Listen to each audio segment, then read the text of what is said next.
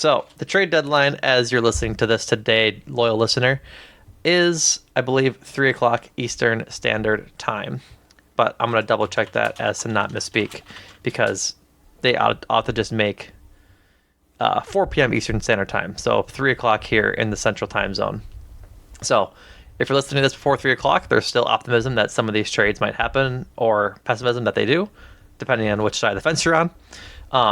But ought to talk about some trades just in case the Packers feel the need to make an addition at receiver or running back, which they've been rumored to do. Fox's Jay Glazer has said the Packers are amongst the teams calling about running backs across the league, looking for someone to supplement Aaron Jones most likely, and maybe they've seen enough of AJ Dillon. But then Jason La Confora of the Washington Post had mentioned that Preston Smith is being tossed around in trade rumors as well, amongst scouting circles, he was saying. So we are going to hop into a few of these players on both the offensive and defensive side and check out their viability for trading, as well as give our opinion on whether or not we think they should be traded, whether we think they should or shouldn't, what the detriments and positives would be to a team aspect overall, and things like that. So first off is the aforementioned Preston Smith. Veteran, playing well on a contract that runs through 2026 and has a base salary this year of $1.16 million, so it's nothing low, but has a cap hit of near 6, including his signing bonuses, everything like that. If they were to move on from him this year and trade him, they'd save $1 million and then $2.5 million next year if they were to be traded. I guess we'll get into some more of these notes, Jordan. But what are your feelings on trading Preston Smith? And I guess what are your thoughts on it being an option from the team standpoint? I think I've wrestled with this because I think of all the players that I could see being moved, Preston makes the most sense. They have options beyond Gary and him. I think Brenton Cox Jr. has been mostly inactive, and when he has been active, he just hasn't played. 4 total snaps on the season. 4 total snaps. He had 1 against the Saints and 3 against the Broncos. Lucas Van Ness, kind of throw him in the same boat, although with more snaps, 170 to date. And I'm sure if you move someone like Preston Smith, you're gonna bring up someone from a practice squad, or you're gonna claim someone off some other team's practice squad, that kind of thing. Bring back Justin Hollins, whatever's going on. I think it makes sense from a depth point of view.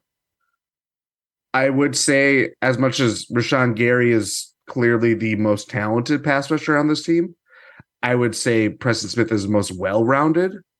There's not a lot of guys that can, as much as we groan and moan, and it's certainly not the best use of his talents, but he's a good pass rusher, sound run tackler, whatever, however you want to put it that way.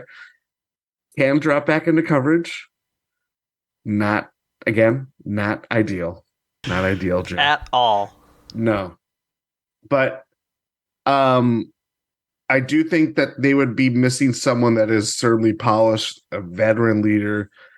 A lot of these guys that we're going to go into, it's for a team where the coach is openly saying we're a mess right now. Jordan Love is clearly out of sorts, and maybe this is just who he is. We don't know. I would fear the repercussions from moving on from someone like Preston Smith or some of the other guys that we move on or are going to talk about, because this team wouldn't know any better. And when you take away players that do know better, that can kind of calm the waters, rather than having guys left to their own devices and to sulk, or knowing that the season hasn't gone their way by any stretch of the imagination, that's really tough. That is not. It's very clear that the coaching staff has not gotten to that point where they can, hey, keep your chin up and everything like that. Let's get through this. it's a different equation when you're talking about a team that is sliding as bad as the Packers have. And this trade deadline comes at a terrible point in that from that perspective. Right. I think speaking to your point, the group on the Packers to look at are the receivers. The receivers right now are kind of, I guess, struggling to get right because they're all so young. I'm not saying that's the main reason they're struggling to get right, but I'm saying that without a veteran in the locker room to guide them at their position, they're kind of they're rudderless as a group right now. I think that's kind of like the term of the week for us is rudderless and directionless. They don't have anyone to stabilize where their water level should be per se as we continue with the water and boat theme. But Preston Smith, for the time being, is that veteran in the edge rushing group, in the linebacking group, along with Devondre Campbell and the total linebacking group. But between Preston Smith and Rashawn Gary, the rest of the edge rushers between JJ Enagbari, Brenton Cox Jr., and the rest of that group, Preston Smith is the veteran leader. He's been in the NFL for a few years, more than a few, and has the experience on both mediocre teams with the Commanders, right? Or no, am I Yep. lost? No, Yeah, you're right. yeah, the Commanders, as well as winning teams with the prior era Packers, and is now in a place to guide these young edge rushers and guys in the group to success where they might need some support from not a coach but a player instead to get through some of these hard times and help develop. I think Brenton Cox Jr. is like a really good example of someone that could use someone like Preston Smith in the locker room. And like you had said earlier, it's not like he's a bad player. He's a good player. He's a well-rounded player. Rashawn Gary, this is for PFF's just defensive metric, which is all their metrics put together, and the defense just the all-encompassing one. Rashawn Gary is ranked 20th this year with a grade of 79.5. To put into context, Myles Garrett is first amongst edge rushers at 93.1. So just to give you that idea of where this scale is. Preston Smith is down at 34. He's not anywhere like super low, super deep down. Danielle Hunter, who we talked about last week as a difference maker for the Vikings this year, is 35th. Given Danielle Hunter's pass rushing grade is a little better than Preston's, but Preston's also a better run defender, at least PFF thinks, than Danielle Hunter, and is a better run defender than Rashawn Gary is, for that matter. And so I think your point about him being a well-rounded veteran to stabilize this group is very true. And as much as we hate to talk about it because it's maddening, he is the most adept edge rusher to go out in coverage right now when they need to. It shouldn't happen. He shouldn't have to be out there. But if you were to throw, I think, literally anybody else out there, like Anigbare, we saw it when, at times when Rashawn Gary was out, it just looks bad. It just does. And so, ultimately, I think trading Preston Smith would be a poor idea. I see the reasoning for it, but I think at most you're probably getting a fourth or fifth rounder for him. Like you're not getting something super high like a second or a third. Definitely not a first, but No. a fourth or a fifth is probably what you're looking at. And I just don't think that that pick is worth what you're gaining in development with his leadership at the position for years to come. Because he's signed through 2026, right? Just to make sure. Yeah, 2026. Yeah, he agreed. And So- that came over the offseason, too. He Right. restructured his contract to stay in Green Bay longer years and yada, yada, yada. Right. So I think he'll be here for probably at least this year, next year. 2025 might be a cap casualty year, but for all intents and purposes, I think Preston Smith is going to be a part of this Packers edge rushing group for a while yet. Yeah. Should we move on? Are you ready? Are you ready for the next one? I think so. I don't want to talk about it, but I think we have to. Let's do it. Rasul Douglas, another veteran, just like Preston Smith, who is playing their best deal, or they're playing their best football right now on a 3-year deal that runs through the end of next season. So he'll be expiring at the end of next season, which is convenient given the timing of Jordan Love's contract going up, but is only making $1 million right now and has a $4.5 million cap hit for the year. We've talked about him all year as being like the playmaker in the secondary so far. He's been, I think, their vocal leader as well as just their playmaking leader. I think the biggest thing between him and Jair is more the emotional leader. He's going to be the guy that sets a tone, no matter the tone and how we sort of interpret that sometimes, as we grin Riley. Um, Razul has just been having a great year, and even as late as this week after the Vikings game, is trying to be the best leader he can be for this team. So I'm curious to see what you have to say, but I think this discussion is going to be almost a carbon copy of the Preston discussion.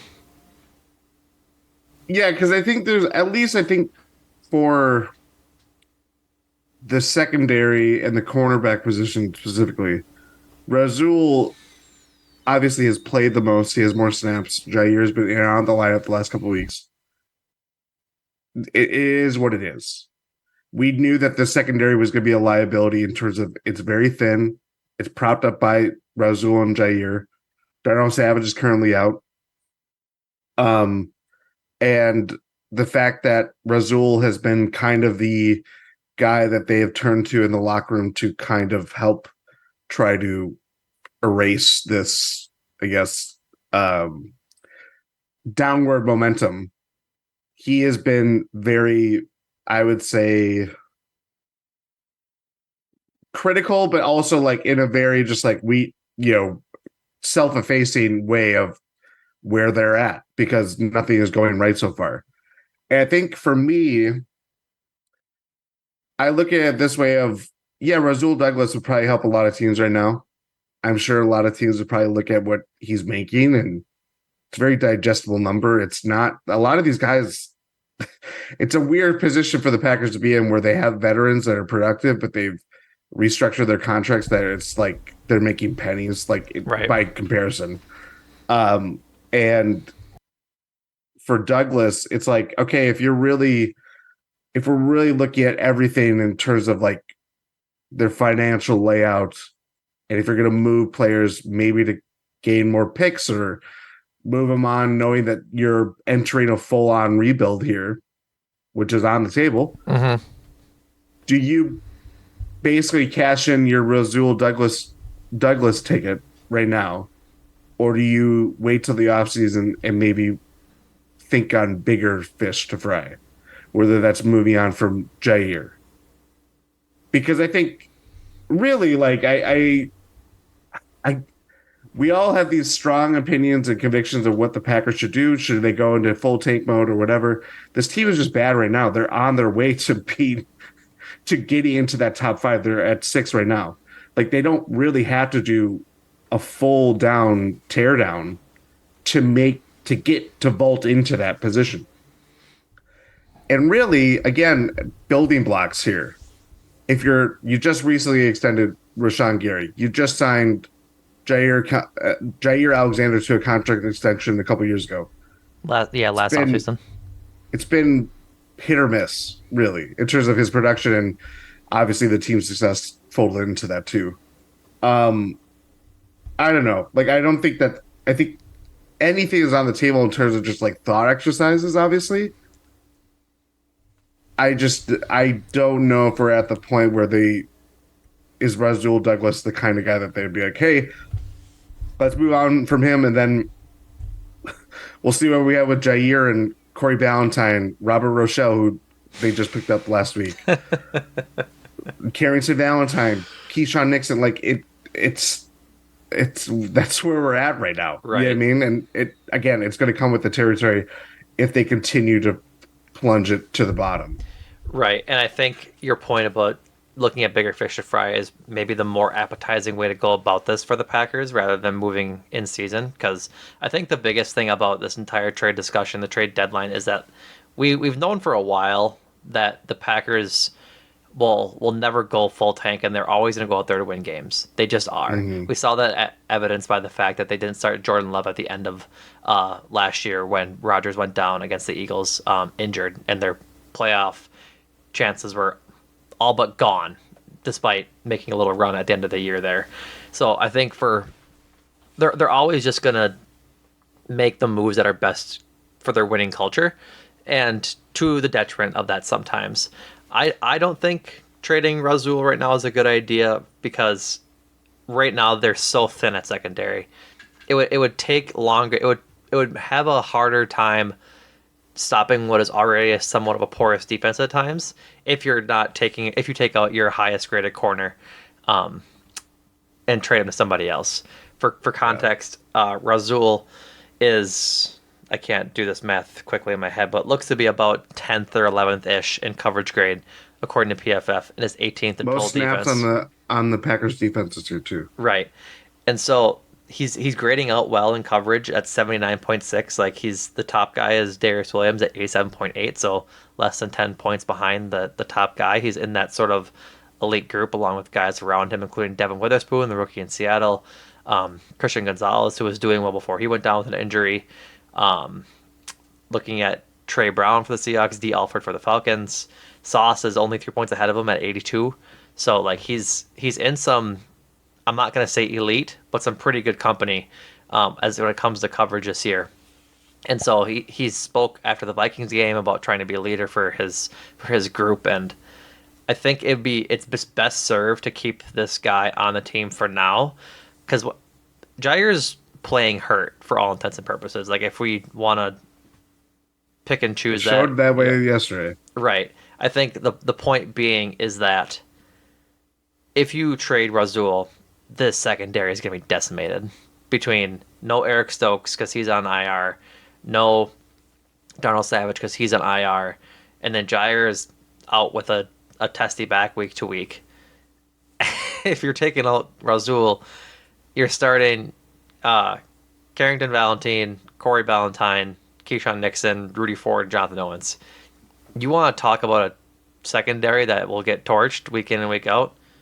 There it is, frankly.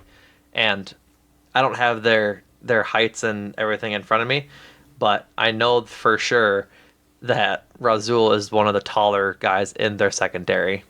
I'm trying to Yeah. pull it up quick, but we know that Jair is relatively shorter. Jair is 5'10", so is Keyshawn Nixon. If I can bring up safeties quickly, you guys can appease me. Um, they just need Razul's 6'2" frame in order to have any sort of success. Jonathan Owens is 5'11", Savage is 5'11", Rudy Ford's 6 feet. So if you're gonna have a defender cover any of the big guys that they go up against, it has to be Razul. Like when Travis Kelsey and company come to town in December, I believe, and Taylor Swift is up in the box seats cheering on her boyfriend. Like, she's gonna be cheering quite a lot if there's no Russell Douglas to help cover Travis Kelsey in the slot.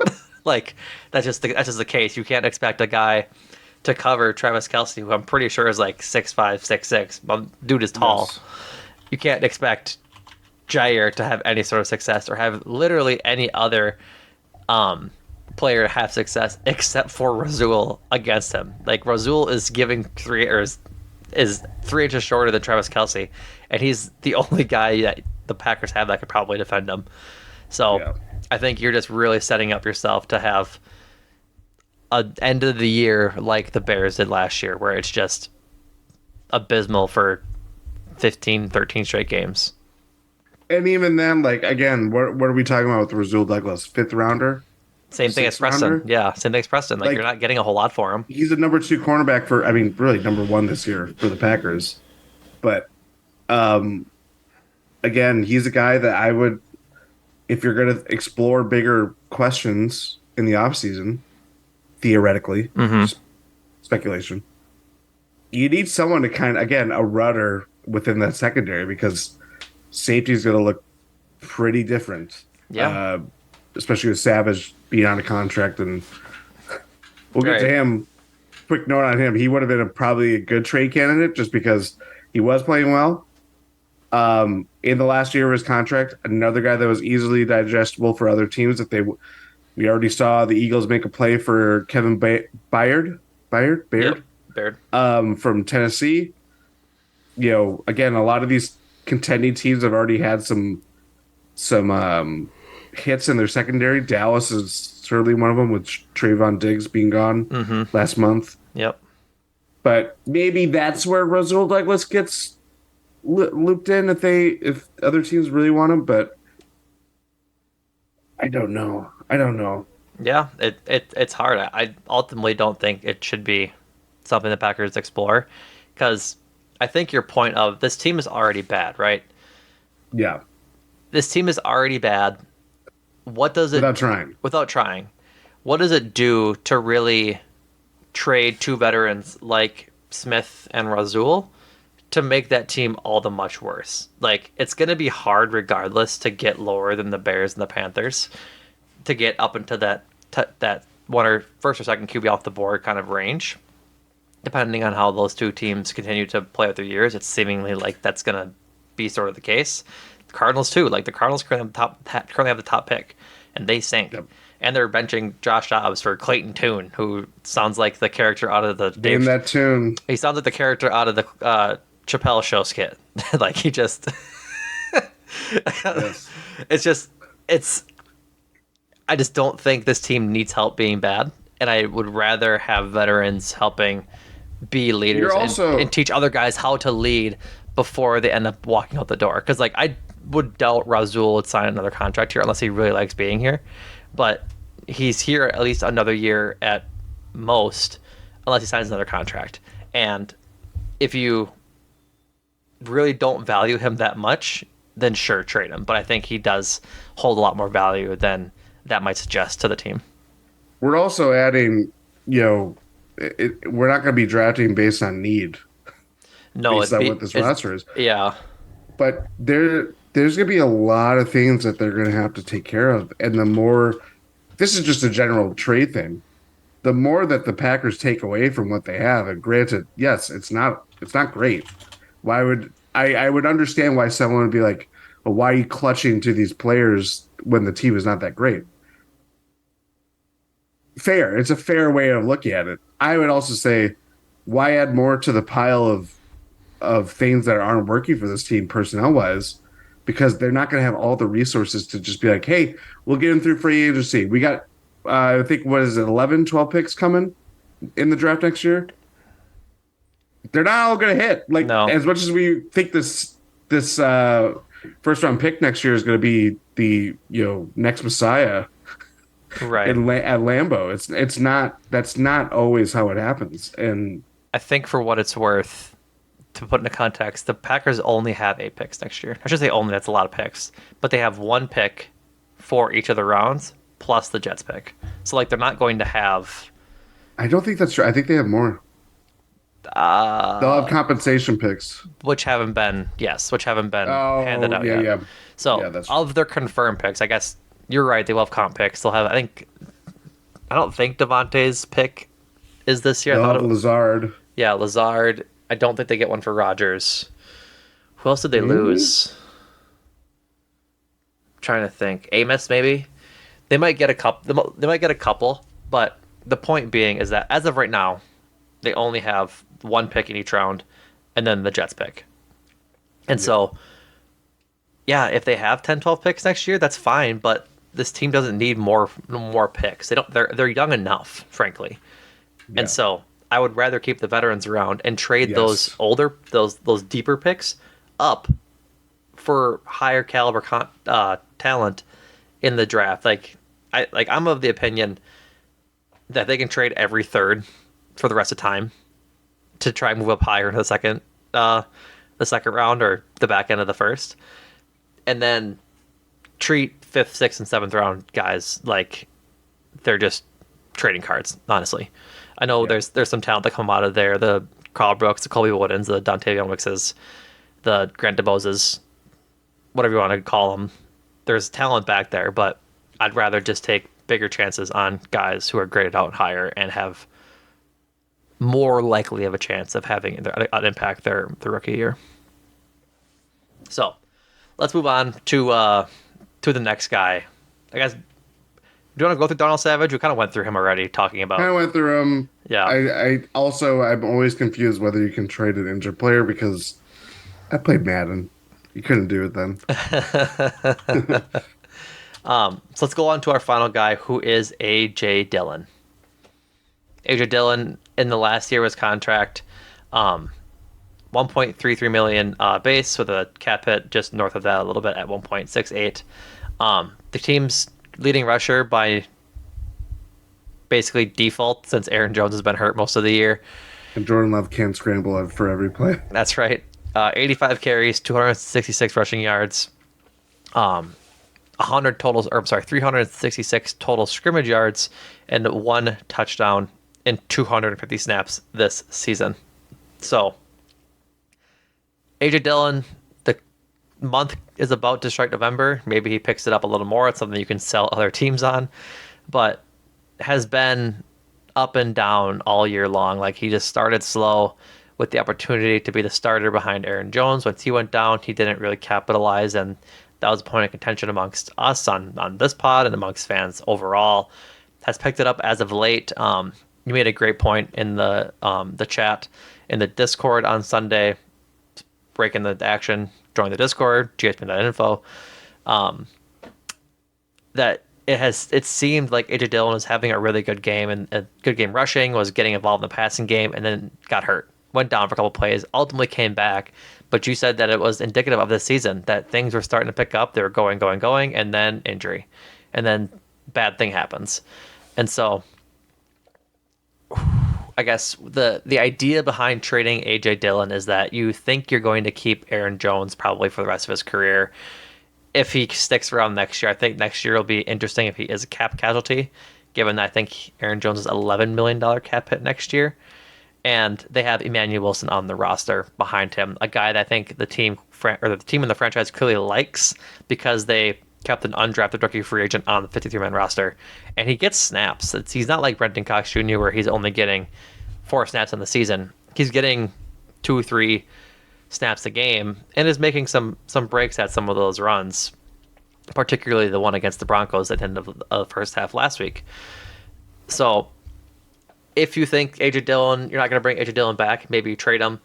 Personally, I don't think any team is calling for AJ Dillon. I don't really know who's really out there looking for a running back. I think the only team that might want to call for him is the Rams, because they've had an injury-plagued backfield all season long, but they're not aiming to be good in the first place. Matthew Stafford just got hurt. I think they understand that they're in the doldrums of their talent level right now as a franchise after winning the Super Bowl 2 years ago. So I don't think they're selling assets or they're trading away picks for players when they're in a division with the Niners and the Seahawks, who are clearly a step above them.